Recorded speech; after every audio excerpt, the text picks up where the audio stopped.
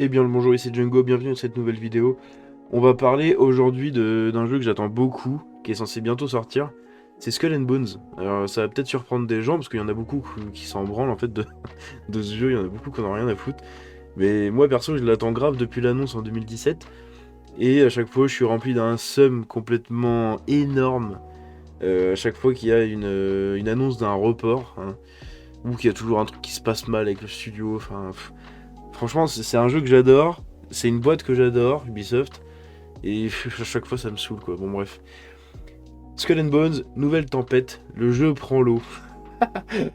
Et voilà, le genre d'article qu'on a tout le temps sur Skull and Bones. Putain, mais je veux qu'il sorte le jeu. Est-ce qu'il va sortir un jour? C'est incroyable.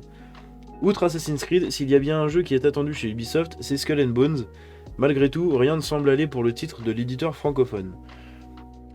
Ce n'est pas plus une surprise. Pas plus une surprise.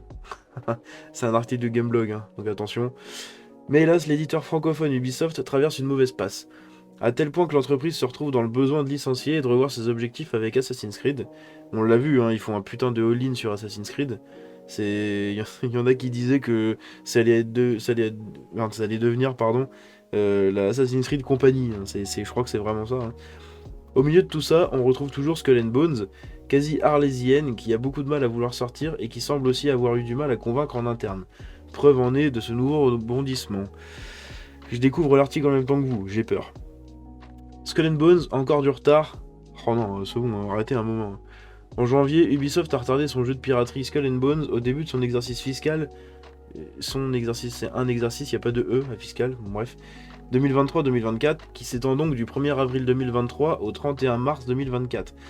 Mais d'après de nouvelles informations, il semblerait bien que le mot début soit clairement surestimé. Bah, sachant qu'on a déjà entamé de presque 2 mois le début. En effet, au sein des derniers rapports financiers de l'entreprise, Ubisoft a indiqué que Skull and Bones reste sur la bonne voie pour une sortie cette année, mais ne sortira pas au cours du premier trimestre. Youpi. Ce qui signifie qu'il n'y aura pas de bataille navale avant au moins le 1er juillet. Putain, je l'attendais pour fin juin. Néanmoins, tout ne semble pas tout noir puisque le PDG est assez enthousiaste. Nous sommes très satisfaits des progrès réalisés par l'équipe sur le jeu. Nous faisons beaucoup de tests de jeu et de recherche avec des partenaires externes, et le jeu progresse bien. Putain, ça fait beaucoup de répétitions quand même, hein. Le problème, c'est que cela fait déjà quelques fois qu'Ubisoft se dit satisfait des tests en interne, semble-t-il à tort, puisque ce genre de déclaration a eu lieu même avant les nombreux reports. De notre côté, on espère évidemment que tout ira pour le mieux et que le titre sera un succès. Je croise tout ce que j'ai en double, hein, pour que ce soit un succès, ou au moins qu'il soit jouable, de bonne qualité, etc.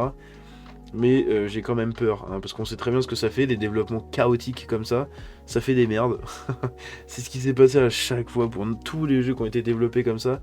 C'est ce qui s'est passé. On en avait eu le cas avec Anthem, hein, récemment. Il y avait eu le cas avec Marvel's Avengers. On a eu le cas avec mince, comment il s'appelait? Je voulais rajouter un dernier jeu, mais au final je trouve pas ce que c'est. Mais voilà, on a eu le cas avec beaucoup de jeux comme ça, et les développements chaotiques, ça fait de la grosse merde. Skull and Bones, c'est quoi et ça sort quand? Skull and Bones est un jeu d'action-aventure qui se situe dans l'âge d'or de la piraterie, donc début 18e siècle. Vous incarnerez un pirate novice et l'objectif ultime est de devenir le plus légendaire possible, un peu à la façon d'un Sea of Thieves. Skull and Bones et Sea of Thieves, ils ont rien à voir, hein. Vraiment, hein. Rien à voir. Évidemment, vous devez pour cela combattre, gagner de l'or et voguer avec votre navire sur les mers de l'océan Indien.